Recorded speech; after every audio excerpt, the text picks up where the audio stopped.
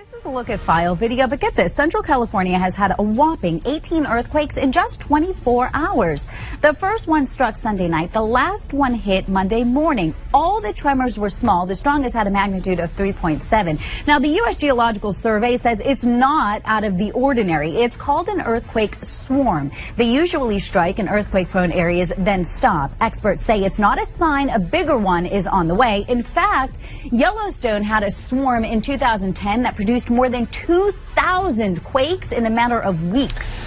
Well, you want to talk about the power of water. Look at some of this incredible, horrifying video coming out of China. Now, I want to get this out of the way. In the video you're seeing here, actually no casualties reported, amazingly. I mean, this is truly amazing to see what's going on there. Specifically, this is over in the Hunan province, Guqiang County, Morong Town is where this is. And, of course, the landslides and mudslides that have been going on there. This was one storm. It produced close to 8 inches of rain, which would be close to 200 millimeters. Look how fast that water's moving. I mean, it's just amazing that none of those people were even washed away. I mean, sometimes you get about 6 inches of water. If it's moving fast enough, that can easily knock people off their feet. But still, no casualties reported in this, I think, is just unbelievably good news. A huge sinkhole has forced the evacuation of 4 homes near Tampa, Florida. Look at that. It was discovered Monday under a home in Holiday, Florida. It's estimated to be about 30 feet wide, 15 feet deep, and it's still growing. Now, the owner of the home was not there at the time, so nobody was hurt and no homes have been swallowed, but certainly keeping an eye on things. Officials have set up a 100-foot perimeter around the hole, and engineers will inspect it to see what needs to be done. Clearwater right now, where police and firefighters are on the scene of 2 people struck by lightning. Good evening, everyone. I'm Ashley Glasson for Laura Harris. I'm Paula Groen. This happened near the Lighthouse Towers condos. That's on Gulf Boulevard, just south of Sand Key. One person we know is in critical condition right now. Let's get it right out to ABC Action News reporter Maricela Burgos live at the scene. Yeah, and I just got here a few moments ago, and I was speaking with a registered nurse who was on the 16th floor of this building. She said it was lightning, there was a thunderstorm, and she saw that lightning strike, saw a kid, a young man on the sand, and she just had to run down 16 flights of steps to go help him. She said he didn't have a pulse, that he was blue. She was working on him. Then firefighters and other emergency personnel arrived, and they were able to get a pulse out of him. So there were 2 young men from out of town that were visiting this area. They were both taken to local hospitals, and she was emotional. She has young children, and all she could think of was trying to help. We heard that it just was the loudest. I've never heard thunder like that, never. And it was pink lightning that just came down and crashed.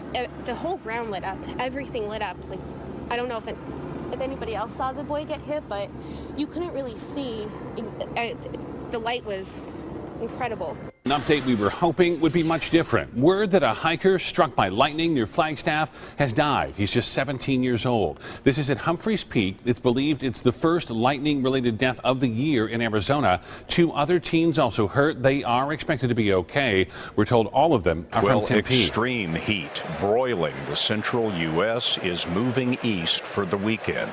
From the Great Lakes to the Atlantic, temperatures are expected well into the 90s with high humidity. Heat advisories have been posted in 23 states. Here's Dean Reynolds. It gets hot from time to time on the floor of the Republican convention, but it's nothing compared to the 93 degrees protesters outside Quicken Loans Arena are facing. There have been people passing out free water recently. I just bought 5 bottles to make sure I had something to drink. Across the country this week, a blanket of hot air has landed with a suffocating, often triple-digit thud. It scorched construction workers in California, singed softball players in Kansas, and even stressed out trout in Montana, where some of the state's most popular streams were closed as a consequence. In Chicago, 92 degrees with humidity felt like 105. A 9-mile-an-hour breeze barely cut through the haze. Ernestine Griffin rides the bus to stay cool. She has no AC at home. Terrible, terrible. It seemed like the mattress is on fire. But when people go outside to beat the heat, another threat awaits some of them: violence. It's so bad in Griffin's West Side neighborhood, just opening a window can be risky. I prefer not. Straight bullets every day is on the news. Here in California's Sierra Nevada mountains, these climbers are on a mission, scaling one of the world's oldest and largest trees. But they have loftier goals than just reaching the top. They're here to collect young branches and use them to clone this giant sequoia. Climber online! The expedition was organized by the Archangel Ancient Tree Archive. The group believes planting forests of clone champion trees will help combat global warming. We're trying to hurry here at the 11th hour, the 59th minute, and gather the genetics of the largest and oldest living sequoias and archive those to be utilized. Giant sequoias can grow up to 300 feet high and 25 feet wide, making them ideal for storing carbon. They can live up to 3,000 years, surviving wildfires, droughts, and disease. So we feel like that may be something special in those genetics that could help resist the changes of climate change, global warming, things like that. What we have here are the clippings that we took from the very top of the sequoia tree at 230 feet. And we went out to the very tips of the limbs and harvested this material. Jim Clark takes the clippings to Archangel's Michigan lab, where they snip the shoots and plant them in nutrient-rich containers. Despite the tightly controlled conditions, most won't survive.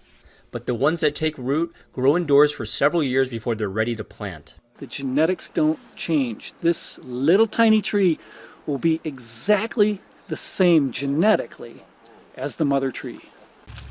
Archangel says they've cloned 170 species and planted 300,000 clones around the world. The replanting of trees, major trees, is absolutely crucial as one of the constituent parts to mediating the impact of climate change. We cross over to our Atika Schubert, who's been following this story live from Germany. What more can you tell us, Atika?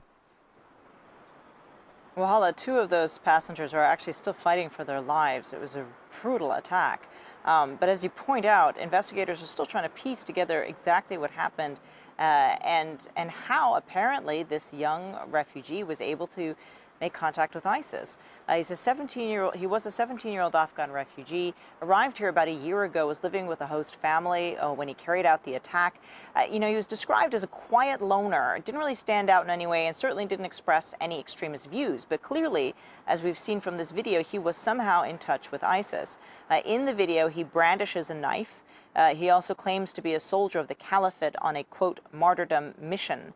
Now, investigators are looking at that video. They also went into the home, and in his room, they found a hand-painted flag of ISIS, as well as letters written to his family in Pashto, in Arabic, and even some Latin text, basically saying farewell, and that he would be carrying out this mission, as he calls it. So the bigger concern here for investigators is that they're now treating this as a terrorist attack. They see a clear political motive. That is what the director of criminal investigations said.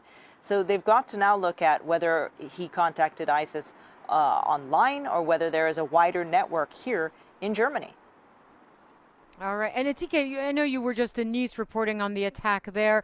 This now authorities are saying attack was carried out by a refugee originally from Afghanistan. I wonder, is this altering the mood at all, altering public opinion in terms of how people in Germany who've taken in so many refugees over the last year, with how they are reacting toward this refugee influx?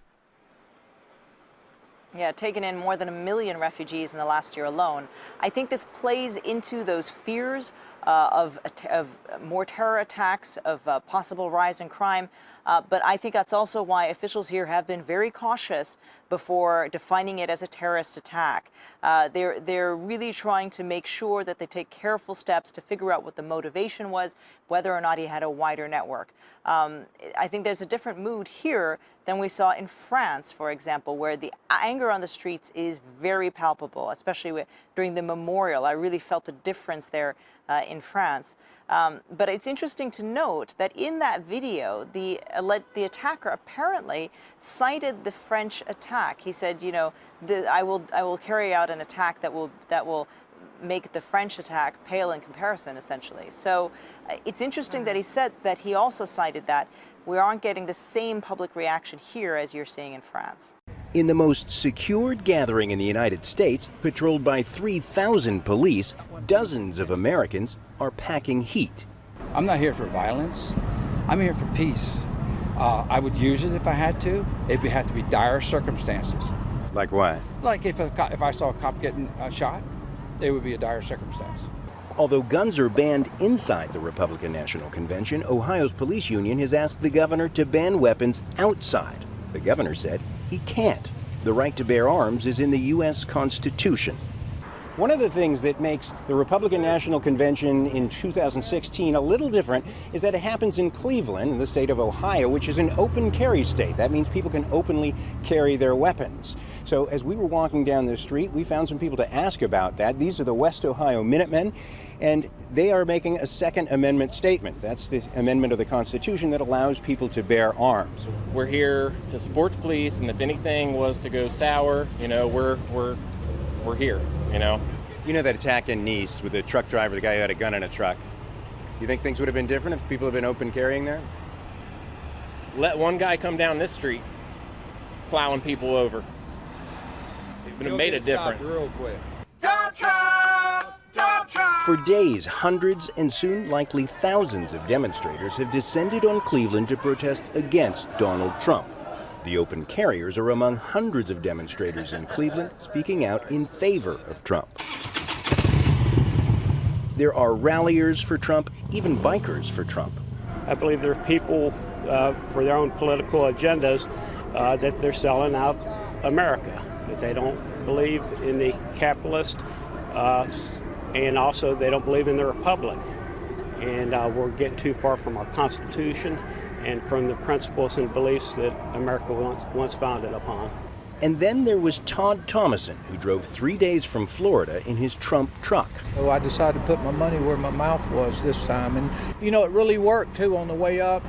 We had hundreds of people that just, you know, would honk and have their kids take pictures with. We finally have a candidate. With the trouble Trump has had mending fences with the Republican establishment inside the convention, he might well have more supporters among the tens of thousands outside. A leading Sydney girls' school is being investigated for political correctness. The Daily Telegraph is reporting today.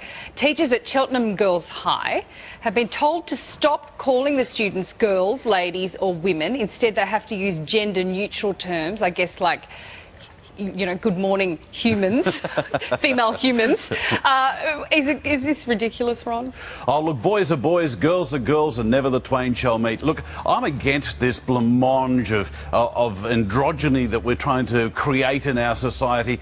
Maybe I'm just old-fashioned, but I believe that the sexes are separate and, you know, we can have equality in so many ways, but we don't have to be the same when it comes to gender, for heaven's sake. I know this school. It's a well-known school. It's a very good school, and I believe this is all part of that anti-bullying campaign that's going on out there at the moment. But how that translates into removing the word girls from the girls' school, I simply don't know. Maybe I'm old-fashioned, but this Cheltenham Girls High School, this really is ridiculous. I think the New South Wales Premier needs to have a serious look at this safe schools Let's step in there and put a new board in place, just like Parramatta. Now, a Melbourne primary school has banned hugging and its students have been given instructions on different methods of showing affection. The principal at St Patrick's Primary School says that nothing in particular had caused the ban on hugging, but that the school needed to be cautious in this day and age. Joining us for more on this is columnist Kerry Sackville. Kerry, thank you for joining us. Surely there cannot be something wrong with kids hugging each other. Is this PC gone mad, or is there some validity to this? No, this is actually, it's more than PC gone mad. This is really sad. Like, this actually makes me really unhappy. I mean, this is something that we should be encouraging in schools. In fact, I asked my 8-year-old before I came on set what she thought of it, and she said it's so sad because people then can't show each other how much they love each other. You know, there are some things that need to be banned at school that are dangerous. Yeah. How showing affection in any form is dangerous, I have no idea. I read before cartwheeling, handstands, banned in some schools. Yeah, but there's a lot of things that are banned in schools now. You know, there are things like bringing cakes to school for your birthday because there are some children who are allergic. Cartwheels because occasionally someone has an accident. I mean, I broke my arm doing a backflip when I was at school, but I learned from that. Didn't do a backflip again. You know, I wasn't suited to it, but plenty of kids do backflips and are perfectly fine.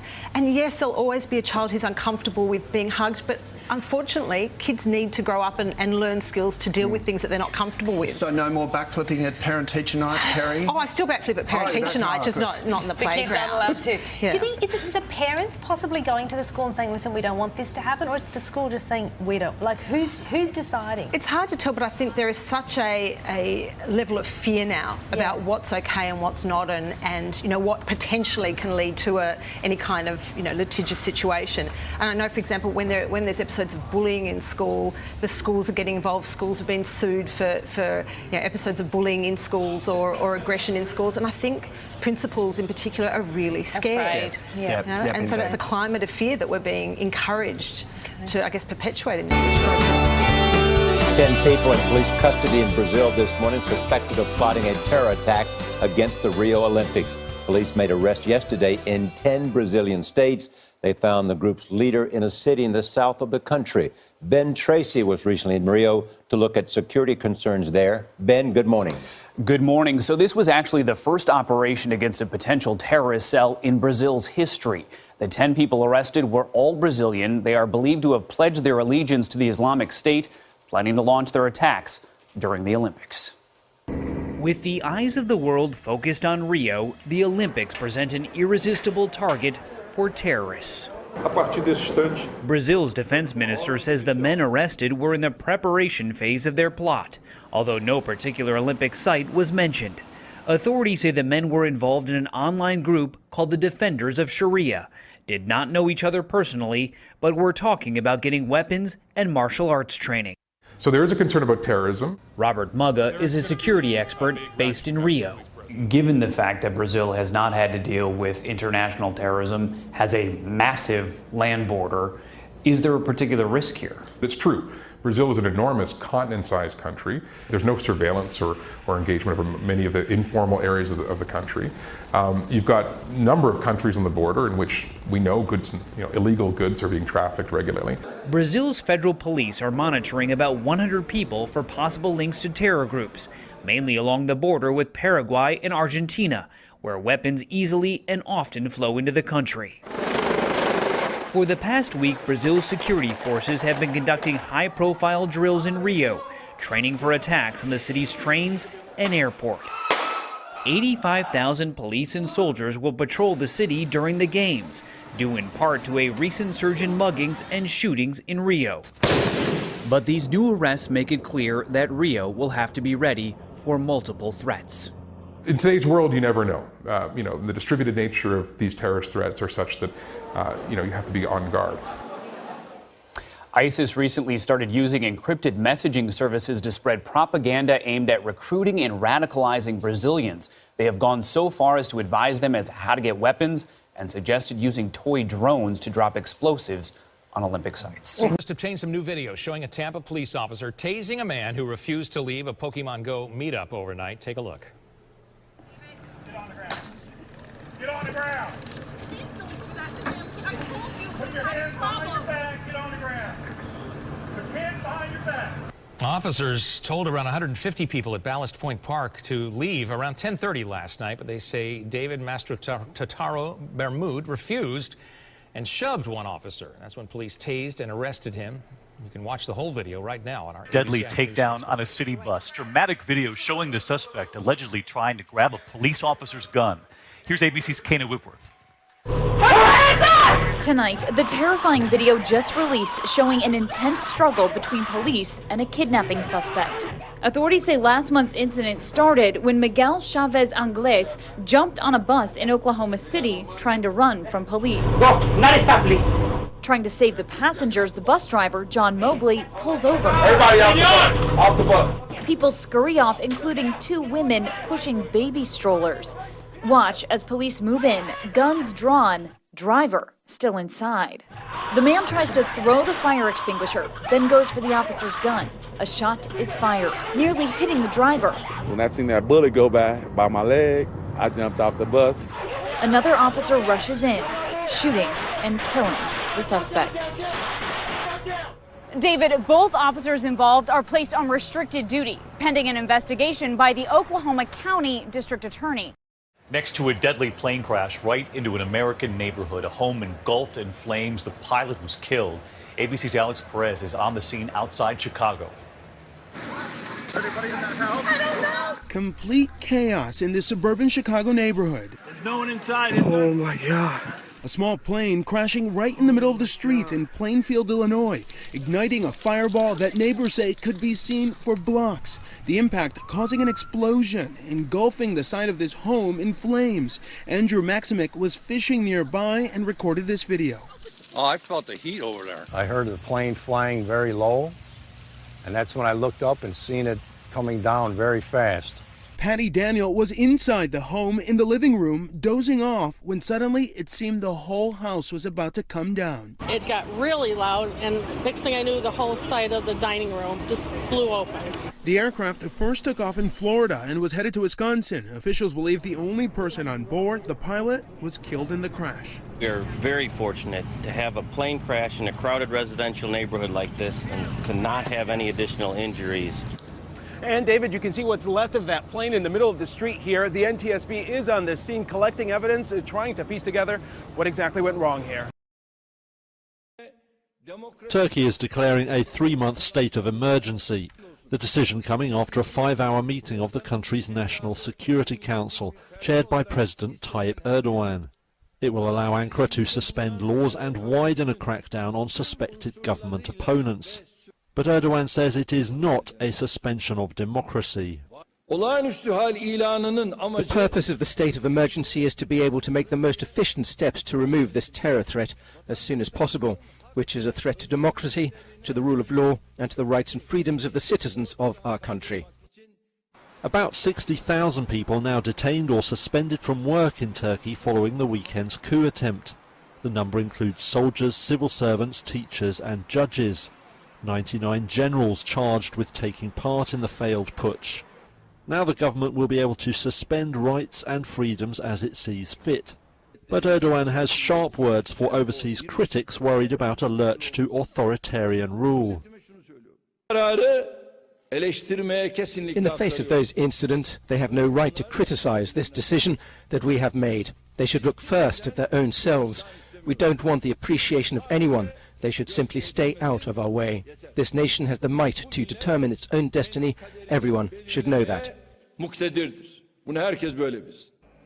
Erdogan blames the coup on followers of exiled Islamic cleric Fethullah Gulen, the Turkish leader vowing to root out what he calls a virus. But the depth and scale of the purge has Western allies worried that Turkish democracy could be one of the casualties. Or not, one mother is outraged after she took a close look at the writing on a pizza box her son brought home. Denver 7 reporter Russell Haythorne talked to that mom tonight, and Russell, she says this is no laughing matter.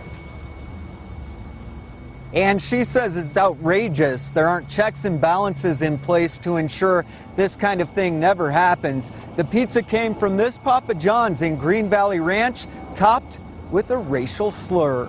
It wasn't the pizza itself Dion Duncan had a problem with. Because I didn't eat the pizza. It was the label on the box. And I noticed there was a name on there that was very, very inappropriate. The name on the box was the N-word. The Papa John's employee who took the order claims he was friends with Dion's 17-year-old son who placed the order. The employee says it was a joke, but this mother isn't laughing. Disappointed, disgusted.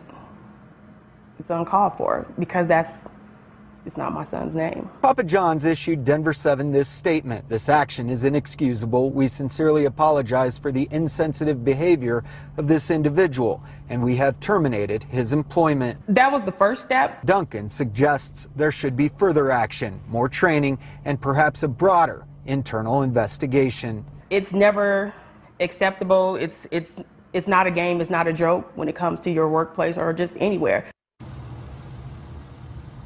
Papa John's corporate office is pointing out to us tonight that the employee who did this is African American himself. Duncan says that's of little consequence. All employees should be trained to ensure this never happens. We're live in Denver tonight. Russell Haythorne, Denver 7.